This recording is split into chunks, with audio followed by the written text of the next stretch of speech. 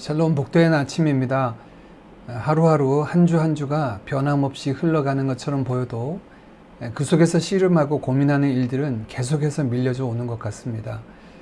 더욱이 교회와 성도들의 삶을 위해 깨어 기도해야 함을 절실히 느낀 한 주간입니다. 이 아침에 우리 주님의 역사하심과 도우심을 구하며 함께 그 보좌 앞으로 나아가겠습니다. 주님이 가르쳐 주신 기도로 함께 기도드리겠습니다. 하늘에 계신 우리 아버지여, 이름이 거룩히 여김을 받으시오며 나라의 임하옵시며 뜻이 하늘에서 이룬 것 같이 땅에서도 이루어지이다. 오늘날 우리에게 일용할 양식을 주옵시고 우리가 우리에게 죄 지은 자를 사하여 준 것 같이 우리 죄를 사하여 주옵시고 우리를 시험에 들게 하지 마옵시고 다만 악에서 구하옵소서. 대개 나라와 권세와 영광이 아버지께 영원히 있사옵나이다. 아멘.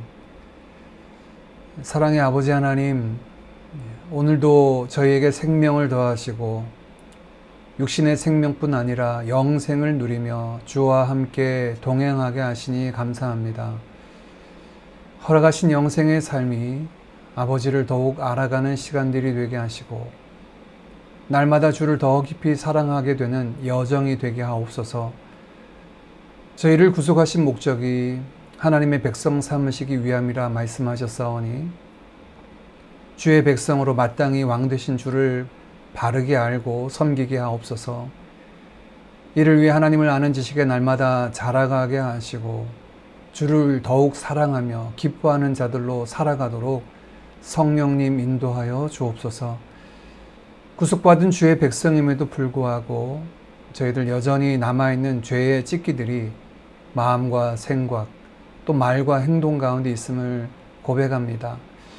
이 시간 저희의 죄악과 연약함 또 죄악된 본성을 주님 앞에 고백하오니 다시금 십자가의 보혈로 정케하여 주셔서 죄에 대해서는 죽은 자요 의에 대해서는 산 자로 살아가도록 저희들 인도하여 주옵소서. 특별히 입술에 파수꾼을 세우사 말을 통해 죄 짓지 않게 하시고 거룩한 주의 백성으로 살아가도록 참된 경건에 이르도록 인도하옵소서.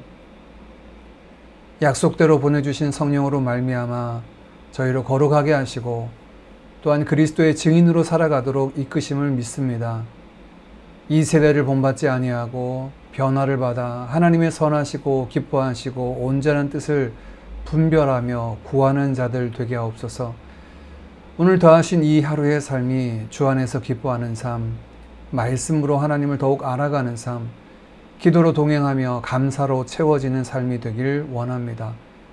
우리 모든 드림 가족들 어린아이로부터 장년에 이르기까지 그들의 각자의 처소와 삶의 자리에 합당한 은혜로 채워 주옵소서. 모든 것 주님께 맡겨드리오며 예수님의 이름으로 기도하옵나이다. 아멘.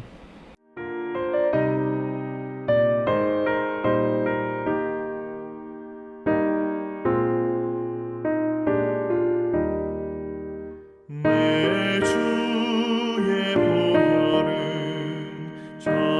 정하고 정하다 내 죄를 정케 하신 주 나로라 하신다. 내가 주께로 지금 가오니 십자가의 보혈로 날 씻어 주소서. 약하고 추해도 주께로 나가며 힘 주시고 내 주함을 곧 씻어 주시네. 내가 주께로 지금 가오니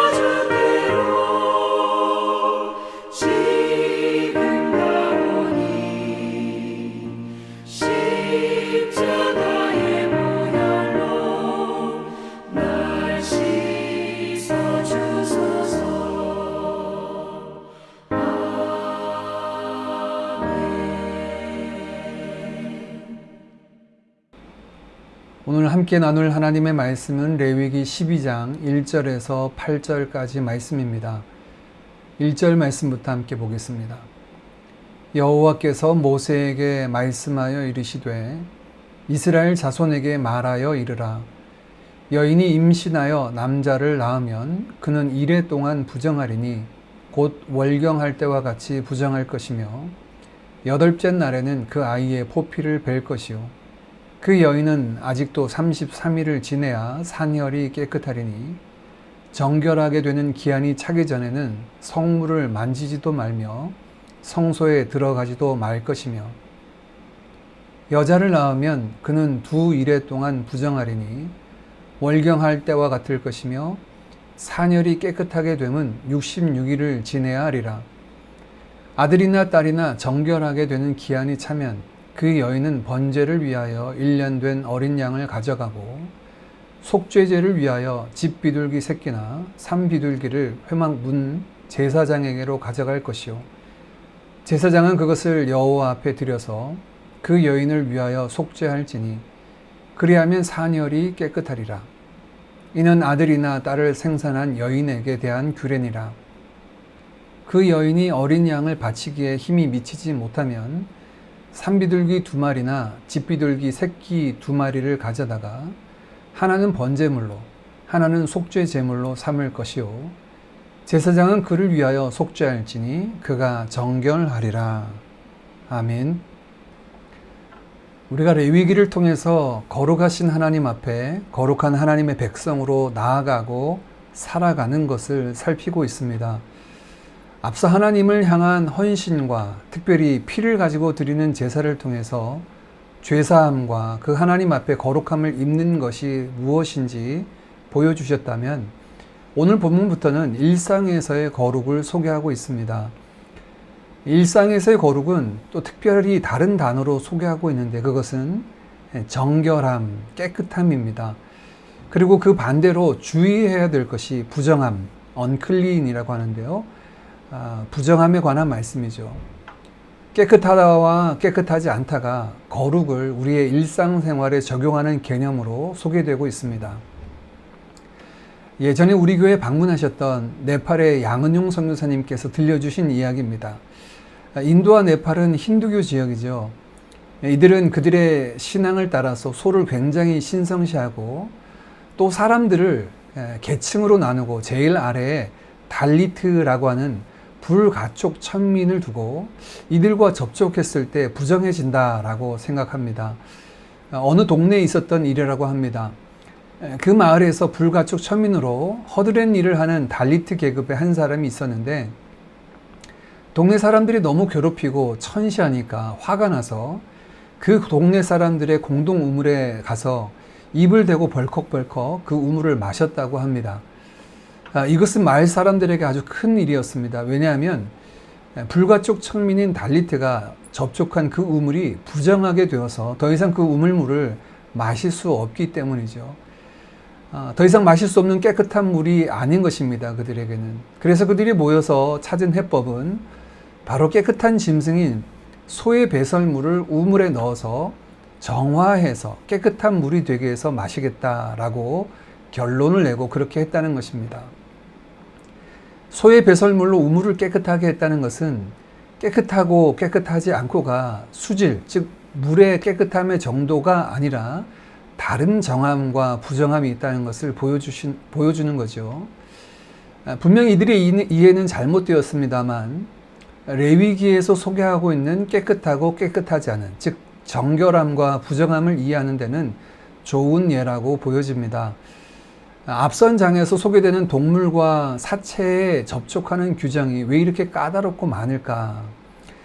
어떤 분들은 위생상의 문제로 돼지고기 같은 것은 쉽게 상하니 부정하게 구별하셨고 소고기 같은 것은 날 것으로 보고도 괜찮이 정하게 하신 것이 아니냐라고 말하지만 성경에서 그 기준은 정확하게 말씀하고 있지 않기 때문에 알 수가 없습니다.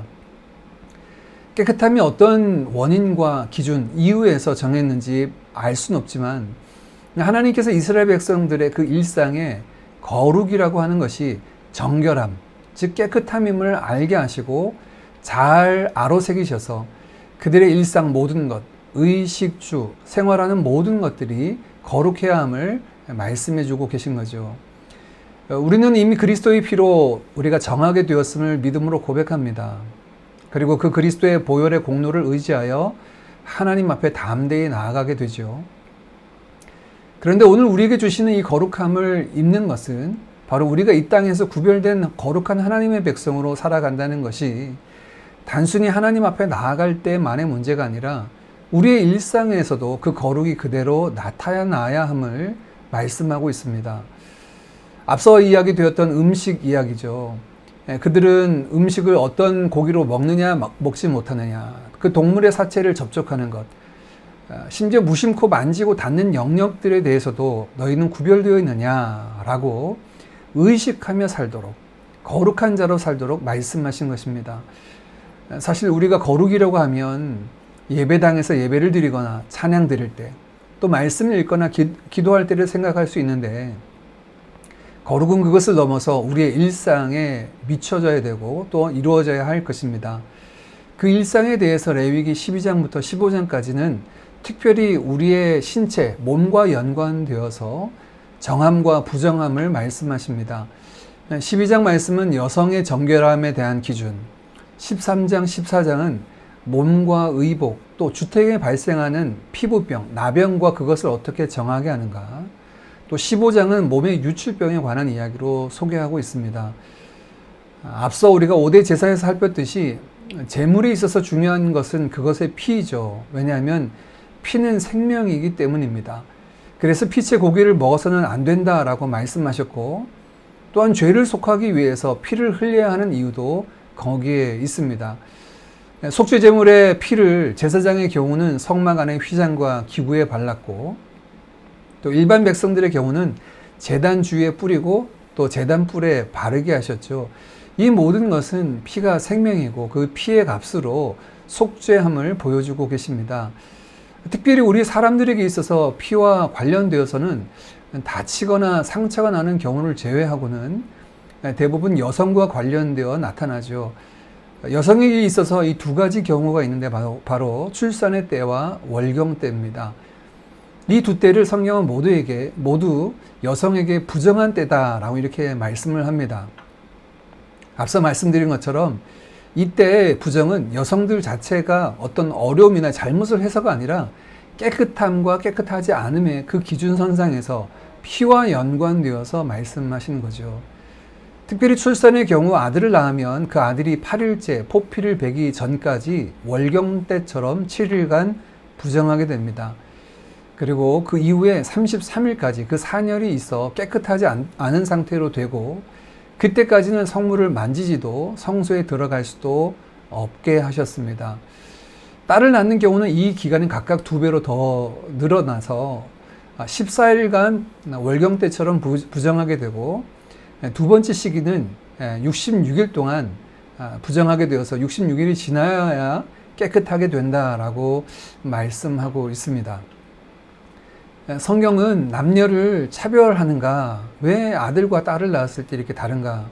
역시 그 기준에 대해서 레위기는 말씀해주고 있지 않지만, 반대로 레위기 27장에 보면 누군가의 몸값을 지불할 때가 있다면 남자가 여자의 2배를 치루어야 된다라고 말합니다. 이로 보건대 이런 경우는 남자에게 더 짐을 지우는 것 같아서 남자 여자를 특별히 성별로 차별하시는 것은 아닌 것으로 우리가 보여집니다. 아들이든지 딸이든지 두 번째 정결을 요하는 기한이 채워지고 난 다음에 그 여인은 하나님 앞에 나와서 번제와 속죄제를 드려야 했습니다.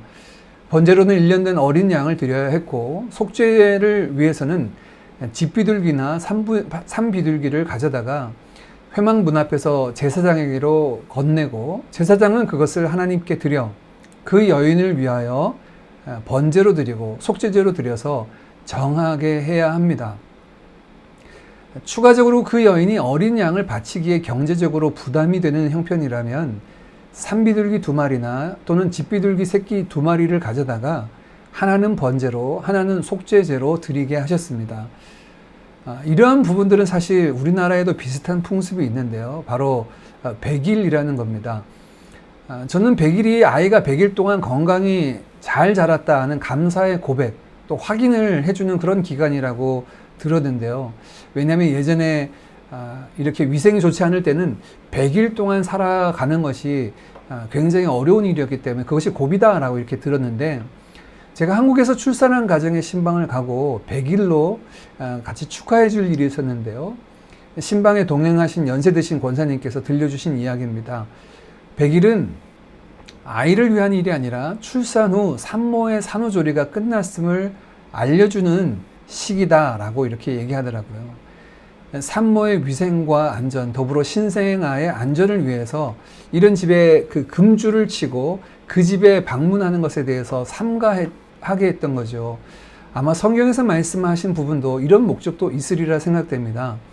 그러나 오늘 성경에서 말하는 정함은 단순히 위생적인 문제뿐만 아니라 하나님께서 그 하나님의 축복된 출산의 순간 역시도 거룩할 것을 요구하신다라는 것입니다.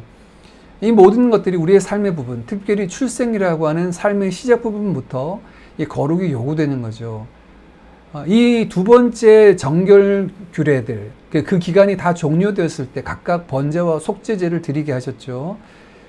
번제는 헌신과 희생의 의미를 담고, 정결 규례의 시간이 그치고 산모와 아기를 위한 모두의 헌신의 의미를 담아 드렸을 것입니다. 특이한 것은 속죄제입니다. 사실 출산은 하나님이 주신 복이지요. 자녀는 하나님께서 주신 복이고 상급이라고 말씀하십니다. 그런데 속죄제를 드리는 것은 출산 자체가 문제가 있다라고 하는 것은 아닌 것으로 우리가 알 수가 있습니다. 다만 다시 하나님의 성소에 이르기 전까지 정결 규례 기간 산모 자신을 위한 속죄와 아이의 속죄가 필요했기에 하나님께 나아가기 위해서 명하신 것으로 이해할 수 있습니다. 누구라도 하나님께 나아가기 위해서는 속죄가 필요한 것이죠. 말씀을 정리하며 함께 기도하겠습니다. 우리는 하나님의 거룩한 백성입니다. 거룩하신 하나님 앞에 서서 그를 섬기는 우리에게 요구되는 것이 바로 거룩인데, 이 거룩은 예배당 안에서만이 아니라 우리 일상에서도 이루어져야 하는 것입니다. 일상의 거룩, 이것이 오늘 우리에게 주시는 명령인데요. 분명히 출산이라고 하는 아주 축복된 순간이고 인생에 있어서 출발점이라고 하는 중요한 시점 안에도 우리가 놓치지 말아야 할 것이 거룩이다라고 말씀합니다. 정결함이죠. 우리의 삶의 정결함은 어디에 있습니까?